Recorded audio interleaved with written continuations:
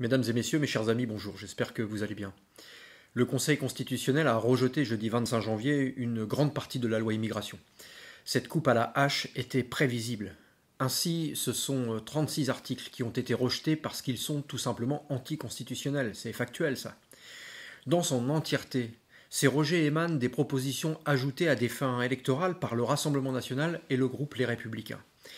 Les mesures de restriction des prestations sociales aux non-européens sont rejetées. La mise en place d'une caution pour les étudiants étrangers ainsi que les restrictions au regroupement familial sont également rejetées, etc., etc., etc. En clair, le texte est amputé de 40% de son contenu. Alors vous savez quoi ? Eh bien, l'extrême droite et les LR, en mauvais joueurs qu'ils sont, demandent une révision de la Constitution. C'est quand même marrant de voir que des responsables politiques mauvais perdants qui prônent les règles démocratiques à longueur d'antenne font là volte-face en remettant en question la démocratie et nos règles dès lors où ils n'ont pas été entendus. C'est quand même une drôle de conception de la vie politique, je trouve. En tous les cas, la gauche dans son ensemble se satisfait de cette décision du Conseil constitutionnel et demande que cette sanction de plus d'un tiers de la loi soit suivie par le gouvernement et le président de la République en rendant caduque la loi immigration. En conclusion de cet épisode, on peut noter que l'attelage Renaissance, les Républicains et Rassemblement national n'a pas d'avenir et que flirter sur les thèses d'exclusion permanente précipiterait la France dans l'abîme.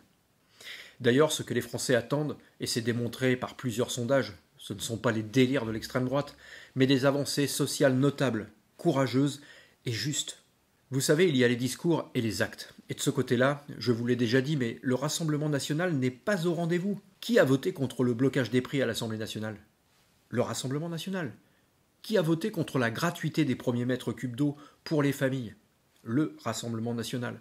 Qui a voté contre l'augmentation du SMIC à 1 500 €? Le Rassemblement national.